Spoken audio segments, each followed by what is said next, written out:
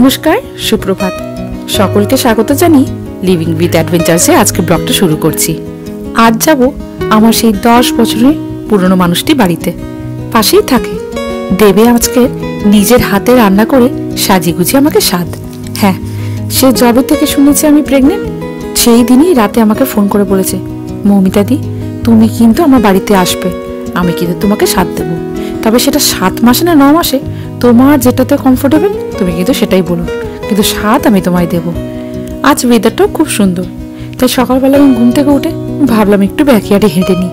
তারপর তো এই যে হেসেলে যদি ঢুকে যাই, ব্যাস তাড়াতাড়ি করে সেই রেডি হয়ে বেরোতে হবে। এখন যদি বা তাড়াতাড়ি করে কাজ করতে পারি না, তাই ওর বাবাকে বললাম তুমি একটু চা বসাও।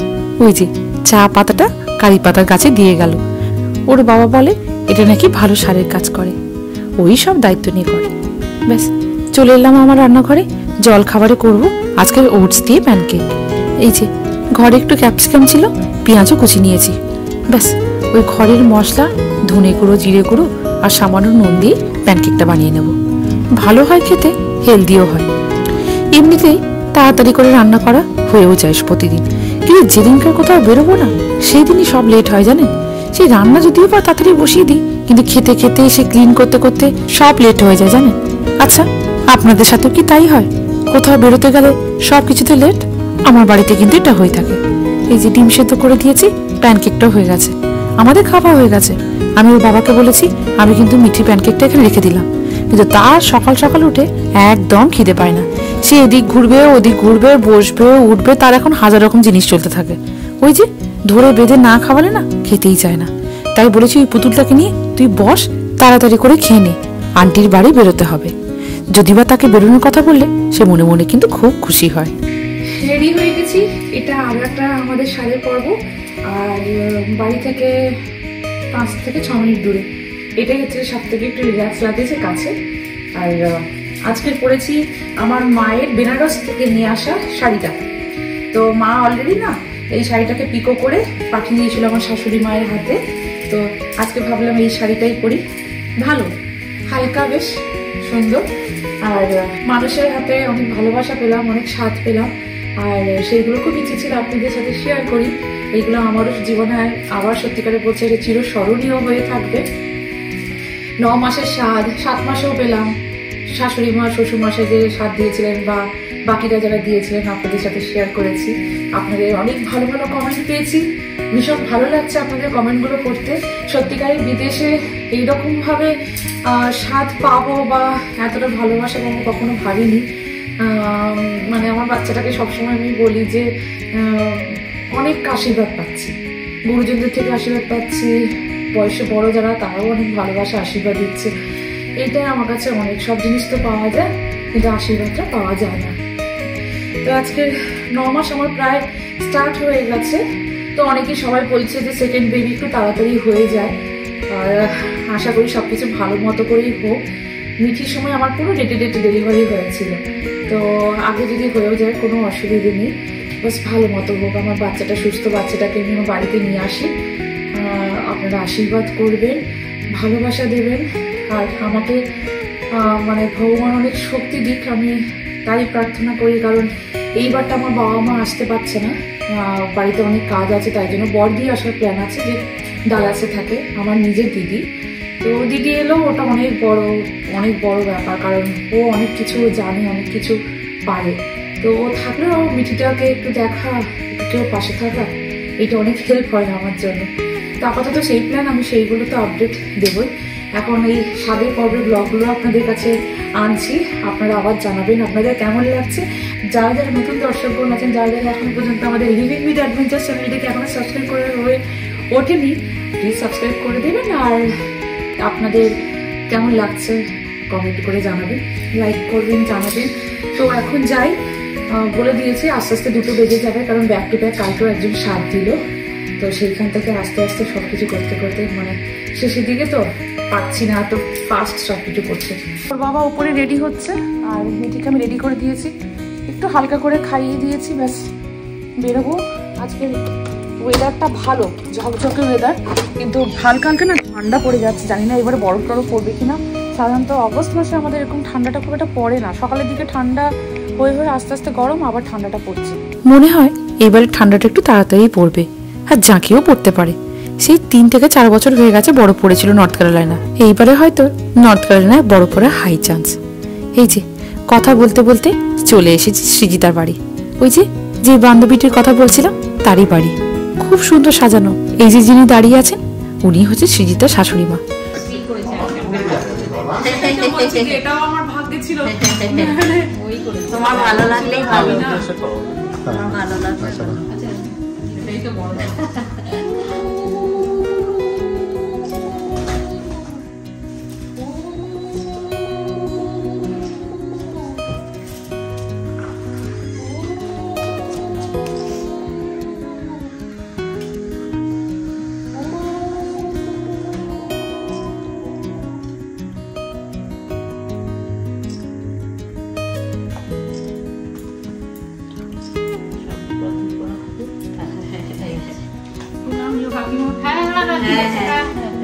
ভালো থাকো, খাও আস্তে আস্তে, বেশি কিছু করিনি। তুই খাও আস্তে আস্তে। অনেক কিছু করেছে, বেগুন ভাজা, আলু ভাজা, চিচিঙ্গা চিচিঙ্গা ভাজা, কফি, হ্যাঁ ফুলকপি ভাজা, কুমড়ো ভাজা, পাঁপড় ভাজা, তারপরে এখানে অনেক ধরনের মিষ্টি, ডাল, চিকেন, মাছ, কিছুই বাদ যায়নি। সব করেছে নিজের হাতে, মাছ করে, অফিস করে, তত্ত্ব করেছে। মামা চলো এবার তুমি লাঞ্চ খাবে, ভাই লাঞ্চ খাবে, লেটস গো। একটা ফটো তুলে বলা বাহুল্য সে কিন্তু কষ্ট করে অনেক কিছু রান্না করে সে আমাকে সাথ দিল। সে কিন্তু বলেছিল, মমিতা দি তুমি তো ঘরোয়া রান্না খুব পছন্দ করো, আমি হাতে যতটুকু পারবো তোমার জন্য করব। কিন্তু তাকে আমি পই পই করে বলেছিলাম, তোরা কাজ করিস, ছোট বাচ্চা আছে, শ্বশুর শাশুড়িও আছে, একে সংসারে প্রচুর কাজ, হাতে এখানে তো হেল্প টেল্প পাওয়া যায় না, তোর কিন্তু বেশি কিছু করার দরকার নেই। তুই মন থেকে যে বলেছিস আমাকে সাথ দিবি সেটাই অনেক, যেটুকু হবে সেটুকু করিস, কিছু বাড়াবাড়ি করিস না। ওরে বাবা, বাড়াবাড়ি কি? ওখানে বসে যখন বললো মৌমিতা দি চেয়ারে বসো, আচ্ছা তার আগে একটু বলে দিই, হয়তো আপনি ভাবছেন হয়তো মৌমিতা দি কেন বলে, ও আমার থেকে 2 বছরের ছোট, তো তাই যখন থেকে এই আমেরিকায় এসেছি তখন থেকেই ওর সাথে পরিচয়, সেদিন থেকে সে আমাকে দিদি বলে সম্মান দেয়।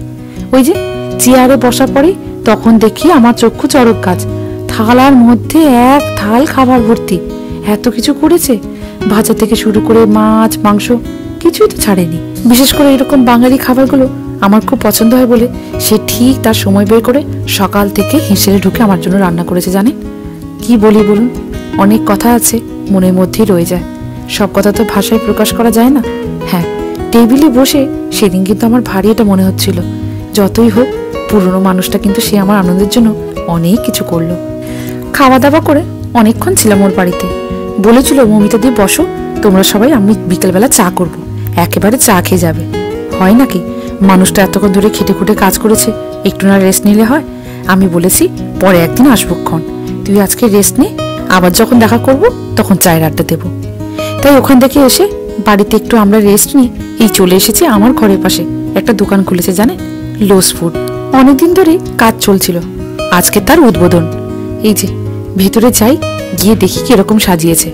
ঘরের পাশে দোকান খোলাতে একটা খুব সুবিধে, কিছু টুকটা যদি দরকার পড়ে আসতেও পারবো। যদিও অনেক গ্রসারি দোকান আছে, কিন্তু এই যে কম্পিটিশন, ওখানে কিছু না পেলে এখানে বেশ আসতে পারবো, দেখতেও পারবো।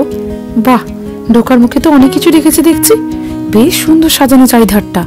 আমি বললাম তো নতুন দোকান তো, পরিষ্কার পরিচ্ছন্ন, এমনিতে যদি বা আমেরিকার দোকানগুলো পরিষ্কার পরিচ্ছন্নতা বজায় রাখেন ওনারা। ঢোকার মুখে দেখুন কি সুন্দর বোর্ডের মধ্যে কত কিছু লেখা। বাবারে, আজকের এমনিতেই বিকেলবেলা খাওয়া দাওয়া করে ঘুম থেকে উঠতে অনেক লেট হয়ে গেছে, আইডাই করছিল পেটটা। ওই যে সৃজিতা হরেক রকম খাবার যে আমাকে খাইয়েছে, এমনিতেই 9 মাসে বেশি হাঁটতে পারি না, আবার না হাঁটলেও হাত পা ব্যথা শুরু হয়ে যায়, কোন দিকে যাই আর কোন দিকে বসি। কি সুন্দর গাছপালাগুলো দেখুন, চারাগুলো মনে হয় বিক্রি করছে, বিভিন্ন ধরনের ফুলও রেখেছে, ফুলগুলোর কালার দেখুন কি সুন্দর লাগছে। বাহ, বেশ ফ্রেশ মনে হচ্ছে। এই পাশটা আবার হার্ড ড্রিঙ্কসের, মানে ওই ড্রিঙ্কসের সব জায়গা। যাকে এই পাশে দেখি কি আছে। আমরা যদি বা এদিক ওদিক বাজার ঘুরছি, ও বাবা আরেকজনের ঠিক চোখ গেছে, বলছে পাপা দেখো ওখানে পপকর্ন পাওয়া যাচ্ছে। কাছে যেতেই বুঝলাম ওনারা ফ্রিতে পপকর্ন দিচ্ছে, মানে আজকের উদ্বোধন তো, যে যত কাস্টমার আসবে সবাইকে ফ্রিতেই পপকর্ন দেওয়া হবে। বাচ্চাগুলো খেতে এমনিতে খুব ভালোবাসে, তাই মিঠি বলল, পাপা আমি কিন্তু একটা গ্লাস পুরো খাবো। যাকে ওকে ওই কাটে বসিয়ে দিয়েছি, তাই বসে বসে খাক। চাদরটা না বেশ সুন্দর সাজানো, একটু অন্যরকম। আপনারা হয়তো আমাদের এখানে ওয়ালমার্ট, কস্কো এই বাজারগুলোর হয়তো সাজানো গোছানো বাজারগুলো দেখেছেন, কিন্তু এখানে না একটু আলাদা, একটু আমেরিকানদের লোকজনের ভিড়টাও বেশি। এই যে বেশ ফ্রেশ স্যালাড জাতীয় খাবার দাবারেরও অপশন রয়েছে। বাহ, মাথার উপরে দেখুন মুরগি, মানে নিচে মনে হয় ওই চিকেন বা ফ্রাইড চিকেন এইসব জিনিসগুলো পাওয়া যাচ্ছে। খুব সুন্দর সাজিয়েছে, কিন্তু চোখের জন্য কিন্তু একদমই আলাদা। তাই ওর বাবাকে বলছিলাম, এই ওয়ালমার্ট, কস্কো এইসব বাজারগুলো দেখতে দেখতে না একটু বোরই হয়ে গেছি। ভালোই লাগছে বেশ, খুব প্ল্যান করে সাজানো। এই যে দেখুন খাবার দাবারেরও ব্যবস্থা রয়েছে, মানে আপনি যদি বাজার করতে করতে হাঁপিয়ে যান, এখানে বার্গার, ড্রিঙ্কস মোটামুটি সবকিছুই আছে। খাওয়া দাওয়া করে বাড়ি ফিরতে পারেন। এই পাশটা দেখি পটেটো জাতীয় জিনিস অনেক কিছু পাওয়া যাচ্ছে। বাহ, বেশ অন্যরকম তো। দাঁড়ান ওই পাশটা যাই। বিভিন্ন ধরনের ব্রেডগুলো চোখে পড়লো। তবে ব্রেড তো দেখেছি, কিন্তু এই ধরনের ব্রেড তো আমার আগে কখনো চোখে পড়েনি। বাপরে বাপ, ক্যাপসিকাম, চেরি, মনে হয় অনেক কিছুই রয়েছে। ব্লুবেরিও কেক দেখতে পাচ্ছি। এই যে $4 না $5 দাম, খারাপ তবে নয়। ওর বাবাকে বলেছি এই প্রেগনেন্ট অবস্থায় খুব একটা বাইরের জিনিস আমি খাচ্ছি না, তাই বলেছি যখন ইচ্ছে হবে ডেলিভারিটা হয়ে গেলে তুমি কিন্তু এই ব্রেডগুলো নিয়ে যাবে, আমি কিন্তু সব কটা ট্রাই করব। চলে এসেছি কেকের সেকশনে। বিশেষ করে বার্থডে ফার্থডে হলে এই কেক টেকগুলো খুব দরকার হয়। আমেরিকানদের কেক তো একটু মিষ্টিও হয় জানেন, তাই জন্য মাঝে মধ্যে আমরা ইন্ডিয়ান দোকানের কেকগুলোই প্রেফার করি বেশি। তবে এই পাশে দেখুন, খুব সুন্দর করেছে, দেখার মতো গো। এই কেক অর্ডার দিতেও পারবে এখানে, মানে কি বলতো এক একটা স্টল করেছে, স্টলগুলোকে সাজিয়েছে সুন্দর। অপশন কিন্তু অনেক কিছুই রয়েছে। এই যে জন্মদিনে যদি কেক অর্ডার দিতে হয় সেখানেরও অপশন রয়েছে। বিভিন্ন ধরনের কেক বা কোন থিমের কেক নিতে চায় সেই সবও রয়েছে। ভালো, একবার চোখে দেখে গেলাম, যদি ভবিষ্যতে কখনো মনে হয় তখন হয় অর্ডার দেওয়া যাবে। এই পাশটা দেখুন কি সুন্দর সাজানো কেক, সূর্যমুখী ফুলের মতো, ক্যান্ডেল দেওয়াও কেক। বাহ, আমি ওর বাবাকে বললাম ওই সিঙ্গেল ছোট ছোট যে কেকগুলো পাওয়া যাচ্ছে একটা নাও না, ঘরে গিয়ে ট্রাই করব। আজকাল না ভীষণ মিষ্টি খেতে ইচ্ছে করে জানেন, ওই সুগারের ভয়ে খেতাম না, যখন দেখেছি সুগারটা নেই তখন থেকে যেন ক্রেভিংটা আরো বেড়ে চলেছে। এই একটা দুটো মিষ্টি লোভে পড়ে খেয়ে নিই।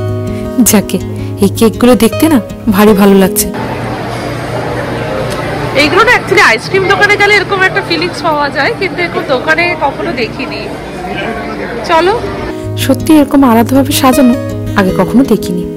এই পাশটা চলে এসেছি এই দুধের সেকশনে। বিভিন্ন ধরনের দুধ রাখা।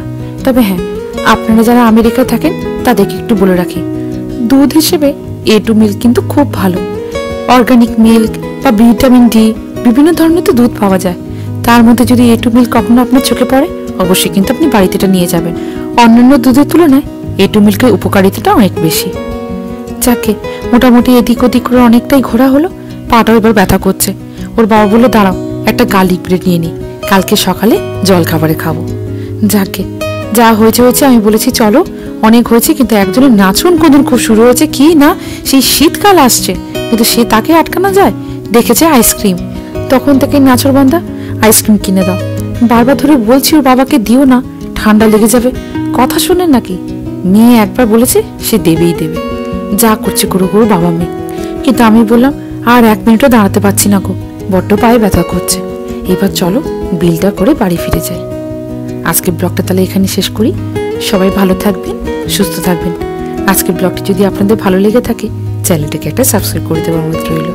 লাইক করবেন আর অবশ্যই কমেন্ট করে জানাবেন এই ব্লগটি আপনাদের কেমন লেগেছে।